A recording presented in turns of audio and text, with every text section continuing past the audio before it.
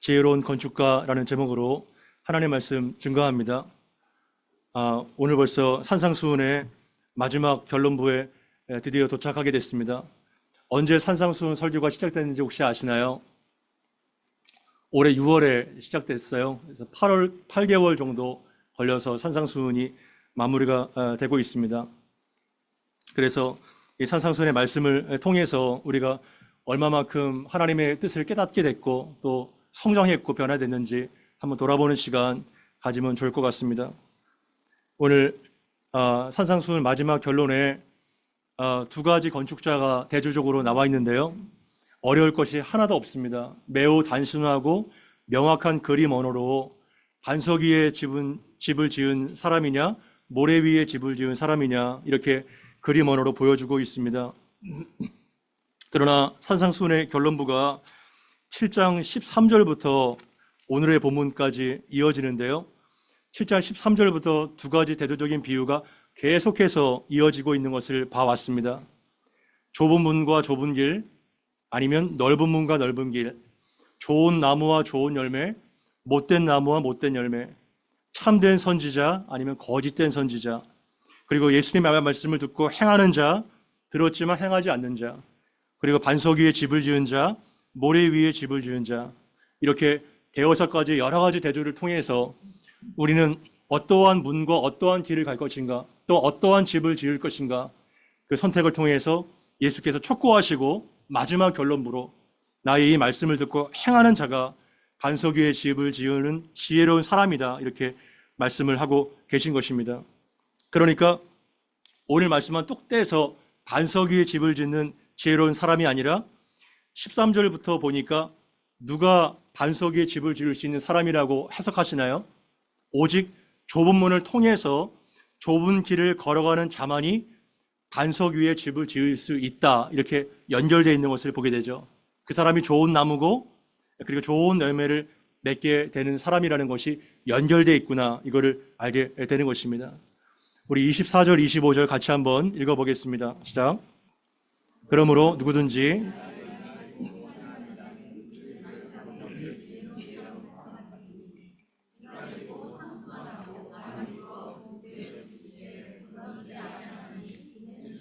반석 위에 놓은 까닭이요. 아멘. 이제 대결론이죠. 24절 앞에 그러므로가 돼 있는 걸 보니 바로 앞에 있는 것과 긴밀하게 연결되어 있는 것을 보게 됩니다. 바로 앞에는 어떠한 이야기가 나오나요? 거짓 선지자들, 주님의 이름으로 선지자 노릇을 하고 그리고 귀신을 내어쫓고 심지어 많은 권능을 행했지만 예수님께서는 그들을 향해서 내가 너희를 도무지 알지 못하니 불법을 행하는 자들아 떠나가라, 이렇게 말씀하시면서 그러므로 연결돼 있죠. 그래서 21절에 특히 나더러 주여 주여 하는 자마다 다 천국에 들어갈 것이 아니요 다만 하늘에 계신 내 아버지의 뜻대로 행하는 자라야 들어가리라 하면서 그러므로 또 나의 이 말을 듣고 행하는 자가 그 집을 반석 위에 지은 지혜로운 사람과 같다는 이 말씀을 듣고 행하는 것을 거듭 포커싱 하시면서 이것을 강조하고 있는 예수님의 이 의도를 우리가 보게 되는 것입니다. 그리고 나의 이 말씀, 예수님의 이 말씀을 듣고 행하는 사람이 바로 반석 위에 집을 짓는 지혜로운 사람과 같다, 이렇게 말씀하시면서 지혜로운 사람에 대한 규정을 새롭게 교정하시는 모습을 보게 되는 것입니다. 여러분, 여기서 반석은 무엇을 말하는 걸까요? 반석. 물론 잘 아시다시피 구약 성경에서 이 반석은 그리스도를 말씀하고 지칭합니다. 그러나 이 말씀의 근거에서 더 구체적으로 말씀드리면 예수님의 이 말씀을 듣고 행하는 자가 그 순종 위에 집을 짓는 자가 바로 반석 위에 집을 짓는 지혜로운 사람이다, 이렇게 해석할 수가 있는 것입니다. 오늘 이 말씀뿐만 아니라 병행 구절인 누가복음 6장 47절에서 49절을 같이 봐야 조금 더 의미가 깊이 있게 다가오는데요. 누가복음 6장 47절 이하를 같이 한번 읽어보겠습니다. 시작.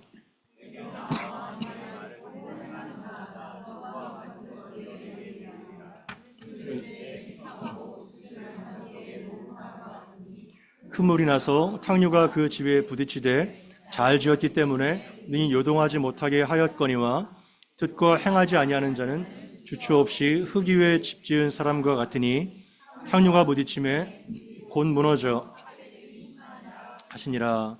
아멘. 누가복음 6장 병행구절을 보게 되면 덧붙여지는 것도 있고 빠진 것도 있고 그런데요. 이 말씀을 같이 봐야 더 보충 설명이 됩니다. 내게 나아와, 그러니까 그리스도 예수께로 나오라고 요청하시면서 내 말을 듣고 행하는 자마다 누구와 같은 것인지를 샘플로 너희에게 보여주겠다 하면서 집을 짓되 집을 어떻게 파나요? 깊이 기초를 파는 사람을 소개하고 있는 것입니다. 어떻게 파죠? 깊이 기초를 파는 사람이 바로 주추를 반석 위에 놓은 사람과 같다 말하고 있는 것입니다. 그래서 큰 물이 나서 홍수가, 탕류가 그 집에 부딪히는데 잘 지었기 때문에 능히 요동하지 못하는 그러한 결과가 나타나게 되죠. 그러나 49절에 듣고 행하지 않는 자는 주추가 없이 흙 위에 집을 지었기 때문에 탕류가 부딪히지만 집이 어떻게 돼요? 곧 무너집니다. 곧 여지없이 무너져서 파괴됨이 너무 심하다고 이렇게 말씀하고 있는 것입니다. 그래서 반석 위에 지은 집, 모래 위에 지은 집, 겉으로 볼 때는 어떤가요? 이 두 집이 육안상으로 구분이 되나요? 어떤 것이 깊이 기초를 팠는지, 어떤 것이 반석 위에 세워졌는지, 모래 위에 세워졌는지 잘 구분이 안 됩니다. 오히려 모래 위에 그럴듯하게 웅장하고 화려하게 지은 집이 더 팬시하고 더 매력적으로 느낄 때가 많죠. 왜냐하면 모래 위에, 흙 위에 집을 지을 때 그 집은 굉장히 단시간에 그리고 저렴한 비용으로 그리고 쉽고 빠르게 지어져서 세간의 호평을 또 받기도 할 겁니다.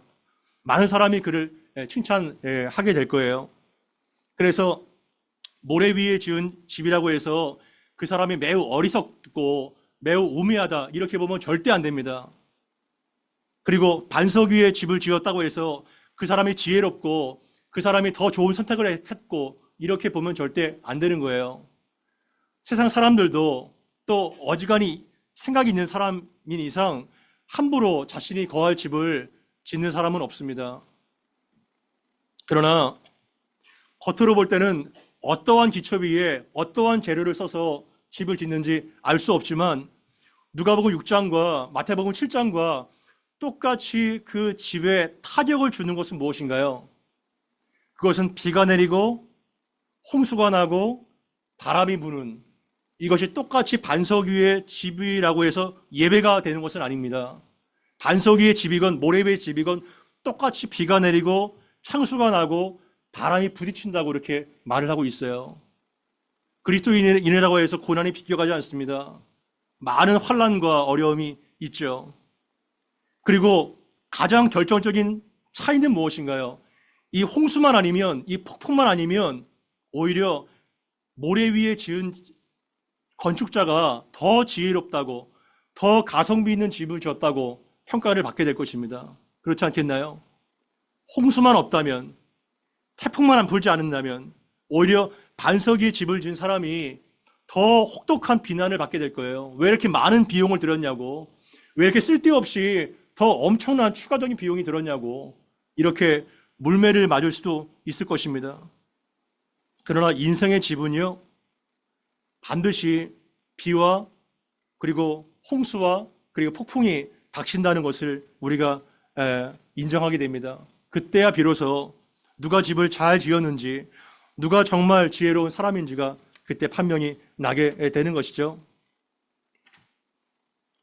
여기 보게 되면 참 예수님이 생각하시는 지혜로운 자가 누군가 새롭게 정의를 내리는 것을 보게 됩니다. 여러분들은 솔직하게 과연 누가 지혜자라고 생각하시나요? 어떠한 사람이 과연 현자 그리고 정말 지혜로운 사람이라고 평가받고 있나요? 이 땅에서.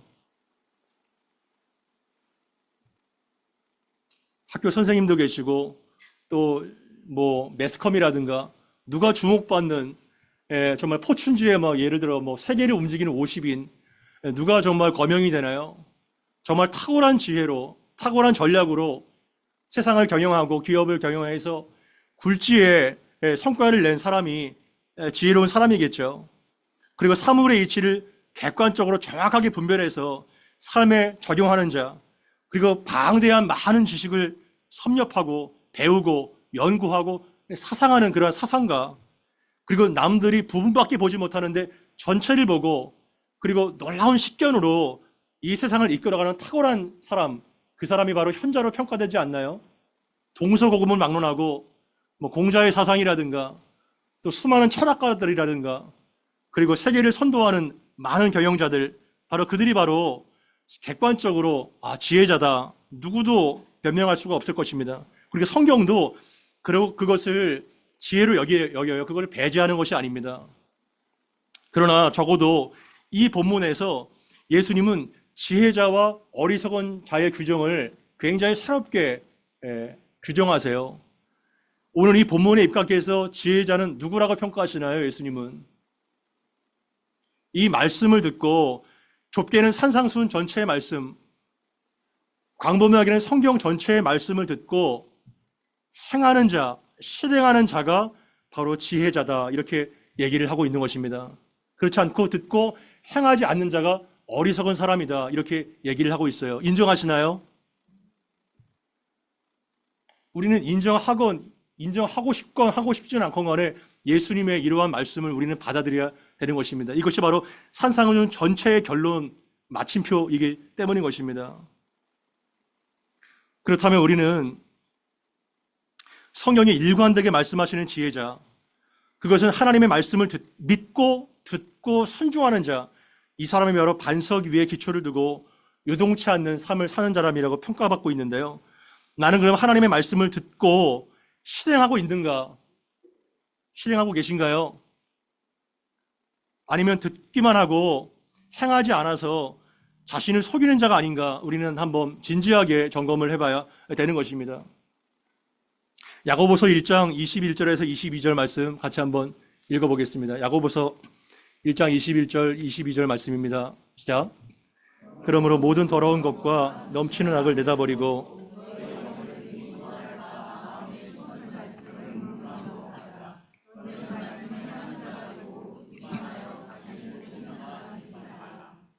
아멘.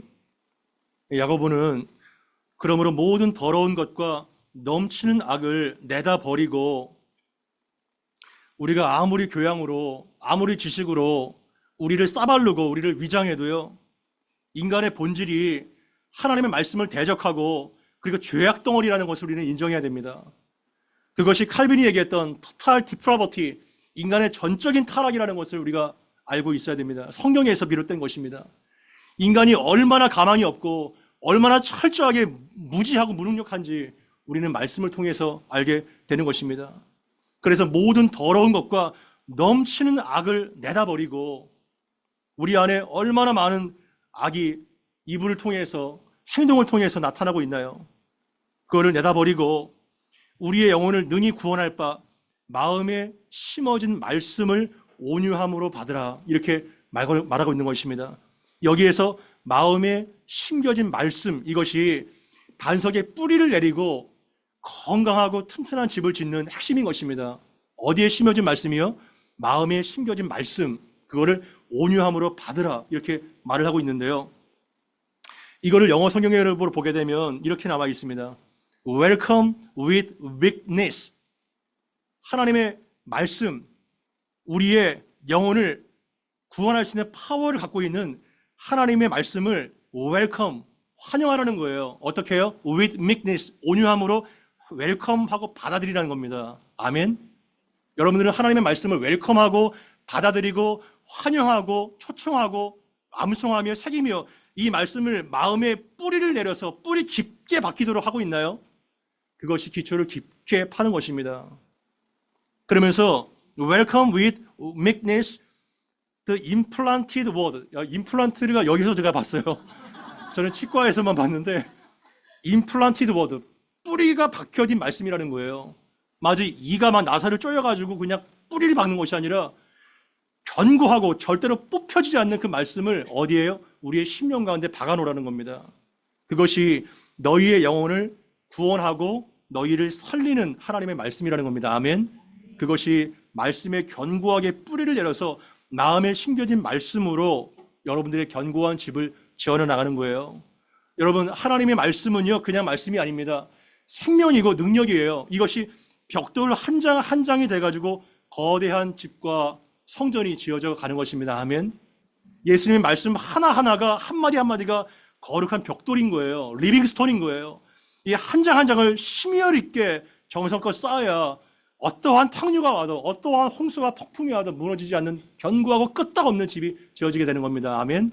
그러한 집을 짓는 지혜로운 자가 되어야 될 것입니다. 반면에 너희는 말씀을 행하는 자가 되고, 기억하십시오. 행하는 자가 되고 듣기만 하여 자신을 속이는 자가 되지 말라. 듣기만 하는 자는 어떠한 자라는 거예요? 자신을 속이는 자라는 거예요. 이 말씀을 통해서 저는 지나온 삶들을 평가해 봤습니다. 저는 나름대로 목사고 수십 년 동안 주의 일을 했지만 정말 객관적으로 내가 평가를 받기에 나는 모래 위에 집을 지은 어리석은 사람이구나, 이런 것들을 부인하지 않을 수 없었습니다. 왜냐하면 조금만 어려움이 와고 조금만 탄유가 와도 여지없이 무너지게 되고 여지없이 다 모래성처럼 흩어지는 저의 모습을 보기 때문에 그런 것입니다. 그래서 올 한해 마지막 주일이지만 정말 초라한 성적표를 주님 앞에 내밀 수밖에 없는 이러한 정말 형편없는 저의 모습을 보게 되는 것입니다. 여러분들은 모래 위에 집을 짓고 계신가요? 반석 위에 집을 짓고 계신가요? 겉으로는 멀쩡하지만 조금만 어려움이 오게 되면, 역경이 오게 되면 여지없이 파괴됨이 심한 모습이 바로 저의 모습이 아닌가 생각이 되는 것입니다. 비와 홍수와 폭풍은 인생의 역경과 고난과 사람들의 조롱과 비난과 질병과 죽음, 마귀의 불같은 시험, 전혀 예상할 수 없는 유랑구로 강풀군과 같은 많은 어려움을 여기 세 마디에 포함시킵니다. 그러나 정말 이것이 없다면 사실 모래 위에 집을 짓는 자가 더 현명하고 영리한 자라고 평가를 받게 될 겁니다. 오히려 말씀대로 사는 사람은 너무 고지식하고 너무 어리석게 보입니다. 바로 그러한 주변의 얘기를 우리가 많이 듣지 않습니까? 너는 정말 쉽고 편안하게 살 수 있는데 왜 이렇게 어렵게 사냐, 너는? 왜 이렇게 적당하게 살 수 있는데 왜 이렇게 어렵게 사냐? 이러한 말을 많이 듣지 않나요? 너무 답답해 보이고, 그래서 세간에 의해서 조롱거리가 되고 멸시를 받고 냉대를 받는 것이 우리들의 삶의 모습인 것입니다. 그리고 우리도 우리의 무능과 우리의 어리석음 때문에 신음하며 또한 낙심하는 모습을 보게 되는 것입니다. 신앙의 깊이가 너무나도 얄팍해서 조금만 시험이 오면 여지없이 무너져 버리는 저의 연약함과 어리석음을 보게 되는 것입니다. 베드로전서 2장 6절에서 8절 말씀을 보게 되면 보배로운 산돌이신 예수 그리스도의 모습에 대하여 잘 말씀하고 있는데요. 같이 한번 읽어보겠습니다. 시작.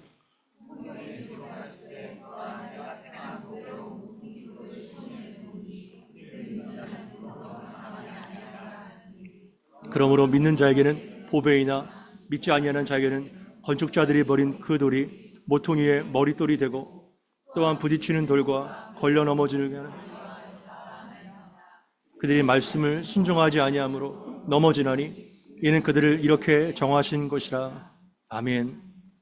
베드로전서 2장에는 보배로운 산돌, 리빙스토리 되시는 그리스도에 대하여 말씀하고 있는데요. 6절에 성경에 기록되었을 때 이사야 28장 16절 말씀을 인용하여 내가 택한 보배로운 모퉁이 돌을 시온에 두었다. 그래서 그를 믿는 자는 그가 누군가요? 계시의 말씀을 통해서 예수 그리스도가 바로 그라는 것을 알게 됩니다. 그 예수 그리스도를 믿는 자는 부끄러움을 당하지 아니하리라 하였으니, 예수를 믿는 사람은 이 땅 가운데 어떠한 핍박과 조롱과 아픔이 있을지라도 궁극적으로 수치를 당하지 않게 될 것이라고 예수님 말씀하고 있습니다. 아멘. 여러분들이 예수 안에 뿌리를 내리고 그 반석에 서 있을 때 어떠한 수치와 부끄러움을 당하지 않게 될 것입니다. 이것이 약속입니다. 그러므로 믿는 너희에게는 보배이나 믿지 아니하는 자에게는 건축자들이 버린 그 돌이 모퉁이 돌이 되었고, 시편 118편 22절 말씀을 통해서 똑같은 돌이지만 믿는 우리에게는 보배로운 산돌이신 예수님, 경배의 대상이 되시고 우리가 유일하게 의지할 그 산돌이신 예수님을 보배로 여기지만 믿지 아니하는 자들, 그들은 리젝당한 건축자들이 아무 쓸모 없어서 버려진 돌이라고 말씀하고 있는 것입니다. 하지만 하나님께서는 그 버려진 돌을 끄집어 나가 그 성전의 모퉁이 돌을 삼으셨다고 말씀하고 있는 것입니다. 비단 예수님뿐만 아니라 바로 우리의 모습도 그렇죠. 우리가 세상에서 무능하고 무가치하게 여겨지기 때문에 리젝당해서 버려져서 아무짝에도 쓸모없이 팽개쳐져 있는 그 짱돌과 같지만 하나님께서는 그 돌을 끄집어내서 닦아서 가장 귀한 머릿돌을 삼아주시고 나를 기준 삼아서 하나님의 성전이 아름답게 지어져가는 이러한 놀라운 비전이 산돌에 담겨 있는 것입니다. 그래서 똑같은 돌이지만 예수를 경배하고 예수를 의지하는 자에게는 그분이 보배가 되는 것이고, 그렇지 않은 자에게는 부딪히는 돌과 걸려 넘어지는 바위가 되었다 말하고 있는 것이죠. 바로 예수님이 믿지 않은 자에게는 걸려 넘어지는, 그리고 부딪히는 반석이 될 거고 장애물이 된다고 얘기를 하고 있는 것입니다. 얼마나 기가 막힙니까? 예수님의 그 말씀이 믿는 택자에게는 보배롭고 우리를 살리는 말씀이지만 믿지 않는 자에게는 우스갯소리가 되고 걸려 넘어지게 되는 장애물이 된다는 거예요. 그렇게 되는 이유가 무엇입니까? 그들이 말씀을 순종하지 아니함으로 넘어지나니. 여러분, 우리가 왜 넘어지고 실족하며 실패할까요? 성경은 정확하게 말씀하고 있습니다. 그들이 말씀을 순종하지 아니함으로 넘어지나니. 이것이 답인 것입니다. 말씀을 순종하고 있나요? 말씀이 이렇게 들려지지만, 매일마다 새벽에 말씀이 들려지게 되고 수도 없는 말씀이 들려지지만 그 말씀이 정보가 아니라 그 말씀이 살아있는 마음으로 충격을 주고 영혼을 강타하고 가치관을 변화시키며 말씀을 순종하고 변화되고 있나요? 이는 그들을 이렇게 정하신 것이라 하나님께서 그들로 그렇게 되도록 정해 놓았기 때문이라고 말하고 있죠. 순종하는 자만이 보배로운 예수님을 알게 되는 것이고, 순종하지 않는 자는 걸려 넘어지는 거치는 바위가 됐다는 것을 정해놓은 사실이라는 겁니다. 그렇다면 또 하나 묻습니다. 우리가 넘어지고 실패하고 실족하는 것이 하나님의 말씀을 순종하지 않았기 때문이라면, 그러면 왜 순종하지 않나요, 우리는요? 하나님의 말씀을 왜 순종하지 않습니까? 저를 포함해서 하나님의 말씀이 이렇게 권세가 있고 이렇게 능력 있게 선포가 되는데 우리는 왜 그 말씀을 이렇게 진지하게 받지 못하고 순종하지 않죠? 그리고 이스라엘 백성들은 왜 그토록 오랜 역사 동안 하나님을 끊임없이 불순종해 왔을까요? 왜 그럴까요? 여러 가지가 있겠죠. 그러나 이 산상수훈 말씀 어때요? 8개월 동안 선포가 됐는데요. 이 말씀대로 사는 것이 어떻습니까?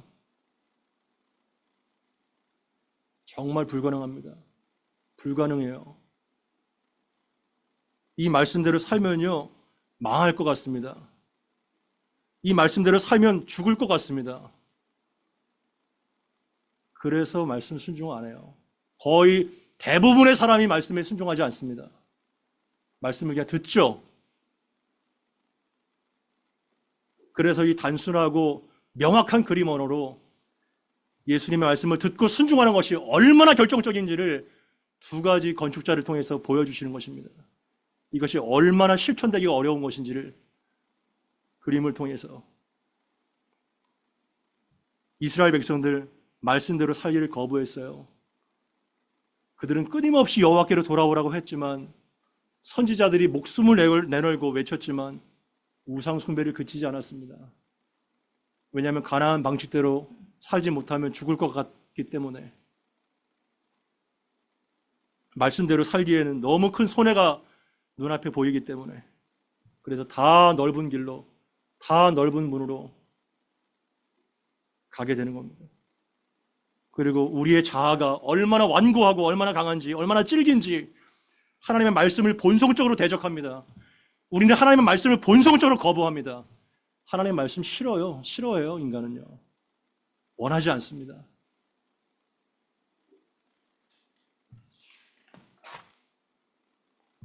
그래서 우리는 계속 자기를 속이는 거예요.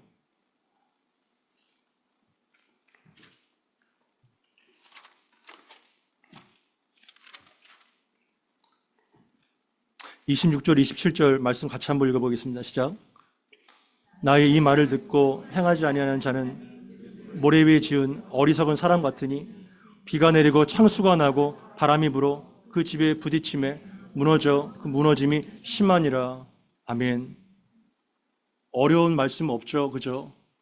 어려운 말씀 없어요. 26절 앞에 그러나가 대조가 됩니다. 근데 놀라운 것은요, 모래 위에 지은 사람도 예수님의 말씀을 들은 자인가요? 듣지 못한 자인가요? 들은 자입니다. 들은 자예요. 나의 이 말을 듣고 들었습니다, 이 사람요. 그런데 결국은 뭐예요? 듣고 행하지 아니하였다 말하고 있어요. 놀랍게도 이 사람은 하나님의 엄청난 권세 있는 말씀을 들었지만 행하지 않았습니다. 그 집은 모래 위에 지은 어리석은 사람 같다고 얘기를 하죠. 똑같이 비가 내리고 창수가 나고 태풍이 붑니다. 그 집에 부딪힙니다. 근데 무너져, 그 무너짐이 심하다고, 무너짐이 심하다고 이렇게 평가를 받고 있고, 그 파괴적인 결과가 얼마나 치명적인지 바닷물에 모래성이 흔적 없이 사라지듯이 철저하게 파괴가 되는 모습을 보게 되는 것입니다. 한 2달여 전인가요? 스페인 홍수를 영상에서 보신 분 계세요? 스페인 홍수. 10월 말에 한 2달 정도밖에 안 됐는데요. 저는 그 영상을 보고 엄청나게 공포스러운 것을 느꼈습니다. 공포스러운. 수백 명이 사상되었을 뿐만 아니라 7만여 채 이상의 주택이 다 물에 잠기게 되고, 도로와 교량이 엿가락처럼 휘어져가지고 여지없이 무너지더라고요. 주택은 파괴가 되고, 자동차 수백 대가 그냥 한꺼번에 밀려내려가지고 떠내려가고, 홍수가 얼마나 심한지 리버사이드 그 강가에 놓여있는 예쁘장한 집이 그냥 정확하게 반도가리가 나더라고요. 거기다가 토네이도까지 돌아가지고 사람들은 패닉에 빠져있고 공포에 빠지고, 저렇게 무섭게 비가 내리고 홍수가 나고 바람이 불면은 여지없이 저렇게 무너짐이 심하구나, 공포감을 느끼게 됐습니다. 그러나 안반층에 지어진 돌집 무너지지 않습니다.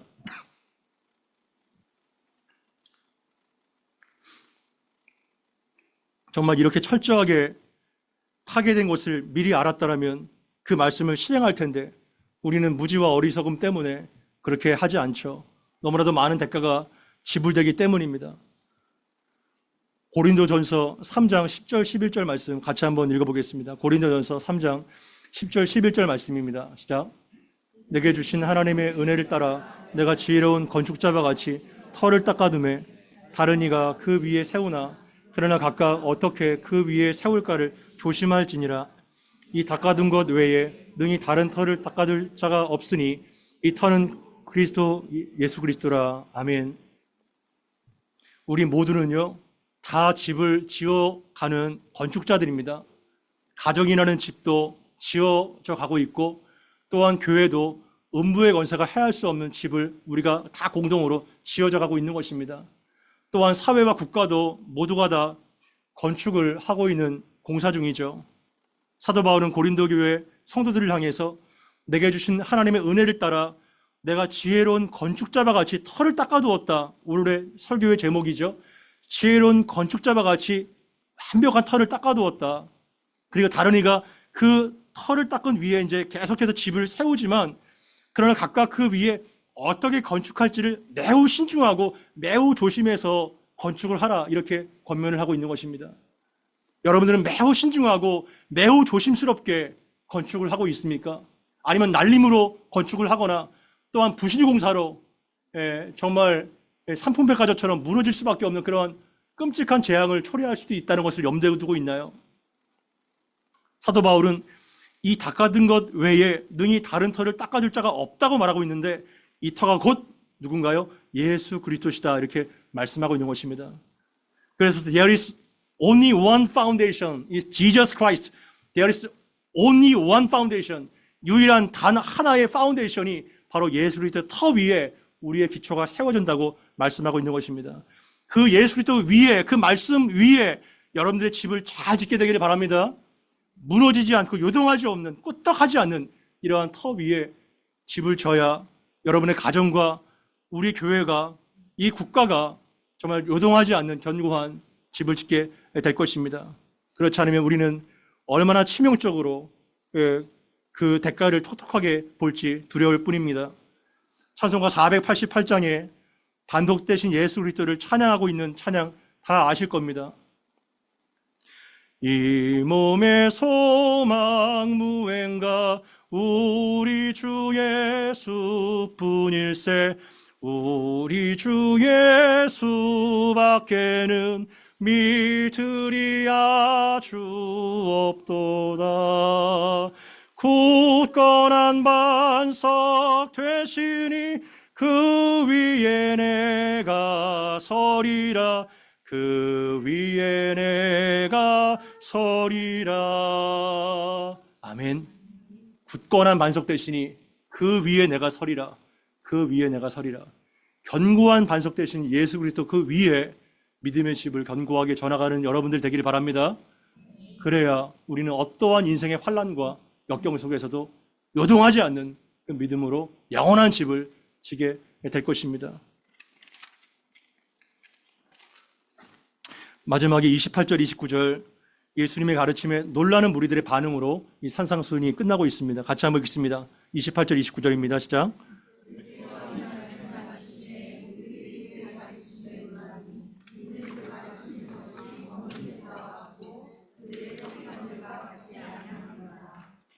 아멘. 이제 산상수훈의 말씀을 다 마치신 예수께서 그 말씀을 종료했을 때 이 말씀을 무리들이 들었거든요. 재밌는 게도 산상수훈의 그 대상이 그리스도의 제자들이라고 말씀드렸죠. 그러나 결론부의 마태는 확장된 청중들의 무리들의 그 반응을 기록하고 있습니다. 그들의 반응이 어떤가요? 예수님의 가르침에 엄청나게 놀라고 그리고 경이로운 반응을 보이고 있습니다. 왜냐하면 그 예수님께서 가르치는 것이 권위 있는 자와 같고 그들의 서기관들과 같지 아니하기 때문인 것입니다. 서기관들은 이 책에서 나온 권위이고 땅에서 나온 권위지만 예수께서는 하늘의 권세로 말씀을 하셨기 때문에 마치 저자 직감과 같이 그러한 권세로 말씀을 선포했기 때문에 많은 무리들도 굉장히 놀랐다고 말씀하고 있는 것입니다. 그러나 이 본문을 통해서 제가 더 놀란 것은 그 무리들은 예수님의 말씀에 경의를 표하고 놀랍게 반응했지만 놀람만으로 그친 것 자체가 놀라울 뿐입니다. 놀라고 그냥 끝나버렸어요. 이게 좀 놀랍지 않습니까? 만약에 예수님께서 여기 강단에 오셔서 육성으로 직접 율법 자체가 되시고 말씀 자체가 되시는 예수님께서 말씀을 전하십니다. 여러분들은 어떤가요? 그 충격과 그 권세와 그 성령의 능력이 압도가 되어서 놀랍고 경이롭게 자빠질 것입니다. 그렇지 않겠어요? 그러나 그것뿐이라는 것입니다. 놀라운 것뿐이라는 거예요. 와, 대단하다 예수님. 예수님 말씀 엄청나다. 대단하지 않냐? 야, 밥 먹으러 가자. 끝인 거예요, 그것으로요. 여러분들은 지난 8개월 동안 이 산상수훈의 말씀을 통해서 조금이라도 예수님의 인격을 닮아가고 변화되었고 가치관이 달라지게 됐습니까? 저부터 시작해서 우리는 그 권세 있는 말씀을 통해서 부복하고 깨어지며 달라졌는가 우리는 돌아봐야 되는 것입니다. 무리들처럼 놀라고 그냥 끝나버린다면 정말 너무나도 안타깝지 않을 수 없습니다. 권이라는 말이 헬라어로 엑수시아인데요. 엑수시아는 합성어입니다. 에크, 뭐뭐로부터, 우시아, 에센스, 본질이라는 뜻입니다. 본질로부터 비롯되는 것이 참된 권위입니다. 권세입니다. 왜냐하면 그분은 말씀 자체고 능력 자체이기 때문에 그 말씀으로 온 유니버스가 창조가 되었고 그 말씀으로 죽은 자를 살렸던 권세 있는 말씀이기 때문에 무리들조차 놀라지 않을 수가 없었던 것입니다. 그러나 그 권능의 말씀으로 내가 깨어지고 변화되고 있습니까? 마가복음 1장 22절에 안식일에 가버나움 회당에서 예수께서 가르치실 때 무사람이 그의 교훈에 놀라니 이는 그가 가르치는 것이 권위 있는 자와 같고 서기관들과 같지 아니함이로라. 마가복음 1장 27절에 권위 있는 새 교훈이로다. 더러운 귀신들에게 명한즉 순종하는도다. 예수님의 말씀은 이러한 권능이 있습니다. 귀신들아 나가라 선포했을 때 귀신이 떠날 수밖에 없는 권세의 말씀인 것입니다. 여러분, 유럽의 교회가 왜 이렇게 무너졌습니까? 미국의 교회, 한국의 교회 점점 복음의 능력이 상실되고 있습니다. 그 첫 번째 원인이 무엇인가요? 첫 번째 원인, 그것은 말씀의 권위를 인정하지 않기 때문입니다. 말씀의 권위를 인정하지 않습니다. 마치 독일의 고등비평 학자들처럼 이것이 짜집기 된 인간의 편집된 고대 근동의 문서로 생각합니다. 그러나 우리는 성경이 인간의 사상이 아니라 살아계신 성령으로 영감된 정확무오한 하나님의 말씀으로 믿고 있나요? 아멘. 그 권위, 그 권세, 이 말씀 한마디에 우리의 모든 것이 달려있는, 천지는 없어지겠거니와 내 말의 1.1핵이라도 없어지지 않아도 다 이루리라는 이 말씀, 우리는 두렵고 떨림으로 받아들이고 있나요? 이 말씀의 권세와 권위 앞에 무릎을 꿇고 복종할 때 우리는 지혜로운 건축자가 될 것이고 두렵고 떨림으로 순종하게 될 것입니다. 말씀의 권세 앞에 부복하는 은혜교회 건속들 되기를 바랍니다. 인간의 말이 아닙니다. 성경의 권세와 권능이 얼마나 처절한지 우리는 마지막 심판대 앞에 이 땅에서도 비와 홍수와 폭풍을 보겠지만 마지막 결정적인 심판대 앞에서 누가 정말 참된 지혜자인지를 판명나게 될 것입니다. 여러분들의 집을 잘 지어나가십시오. 말씀을 정리합니다. 팔복 전체가 이렇게 요약됩니다. 나는 팔복의 사람으로 빚어지고 있는가? 나는 세상의 소금과 빛으로 아버지께 영광을 돌리고 있는가? 또한 미움이 살인인 줄 알고 형제와 화목하고 있는가? 의목을 품고 이석을 대하는 것도 간음인 줄 알고 성결한 삶을 살고 있는가? 눈은 눈으로 이는 인으로 대같지 않고 원수까지 사랑하고 있는가? 또한 구제와 기도와 금식하며 경건생활을 하되 은밀한 중에 보시는 아버지 앞에서 하고 있는가? 또한 주기도문의 엄청난 기도를 통해서 우리의 기도는 성장하고 있는가? 아버지의 나라와 뜻을 구하며 기도하고 있는가? 또한 보물을 하늘에 쌓고 있는가? 혹시 하나님과 재물을 겸하여 섬기고 있지는 않는가? 염려를 스탑하고 먼저 하나님의 나라와 의를 구하고 있는가? 또한 자신의 눈에서 들보를 먼저 빼내고 있는가? 비판하지 않고 자기 자신을 성찰하고 있는가? 또한 구하고 찾고 두드리고 기도하고 있는가? 먼저 대접을 받기 전에 내가 먼저 남을 섬기고 있는 황금률의 삶을 살고 있는가? 또한 좁은 문과 좁은 길을 통과해서 좋은 나무로 좋은 열매를 맺고 있는가? 또한 예수님의 말씀을 듣고 실천하고 있는가? 반석 위에 집을 짓고 있는가? 이것이 바로 5장부터 7장까지 빠르게 정리한 내용입니다. 어떤가요, 여러분? 여러분의 마음이 어떤가요? 누가 저에게 묻는다면, 주여, 나는 아무것도 할 수 없습니다. 철저한 무능과 무기력을 느낍니다. 나는 이 말씀 단 하나라도 실천할 수 없습니다. 이렇게 저는 고백할 수밖에 없고, 주여, 나는 모래 위에 집을 지은 사람입니다. 나도 부끄럽습니다. 이렇게 말을 할 수밖에 없습니다. 이것이 저의 모습입니다.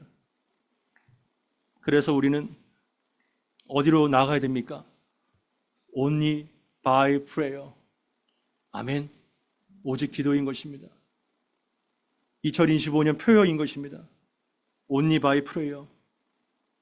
힘으로도, 능으로도, 지식으로도, 경험으로도, 그 어떠한 몸부림으로도 우리는 이 말씀을 하나라도 실천할 수가 없습니다. 오직 기도를 통해서 예수님의 마음이 성령으로 부어지게 되고 그 능력이 내 안에 주입이 될 때 이 말씀이 실현되고 이 말씀이 사라지는, 복음을 살아내는 삶이 비로소 가능하게 될 것입니다. 그래서 산상수훈은 도덕과 윤리론이 아닙니다. 산상수훈은 기독론인 것입니다. 예수님의 핵심이고 예수님의 왕국이 어떠한 것인지를 선포하며 왕국의 헌법을 선포한 것이 바로 산상수훈인 것입니다. 예수가 왕이며 우리의 주인이며 천국 시민으로서 새 질서를 소개하는 것이 바로 산상수훈인 것입니다. 그것이 바로 하늘의 시민으로, 천국 시민으로 사는 우리들의 새로운 질서인 것입니다. 말씀을 정리합니다. 산상수훈을 통해서 우리는 예수를 더욱더 닮아가고, 그리고 100분지 1이라도 이 말씀이 우리 가운데 역사되어서 반석 위의 집을 견고하게 지어나가는 여러분들이 되기를 바라는 것입니다. 은혜 교회는 바로 이러한 반석 위에 집을 져나가야 됩니다. 부실공사나 그리고 정말 시련이 닥쳤을 때 여지없이 무너지는 모래성과 같은 교회가 아니라 음부의 권세가 해할 수 없는 그러한 능력의 교회로, 예수님의 은혜의 교회로 성장해 가는 복된 공동체 되기를 바랍니다. 우리 들은 말씀 기억하면서 함께 합심하여 기도하겠습니다.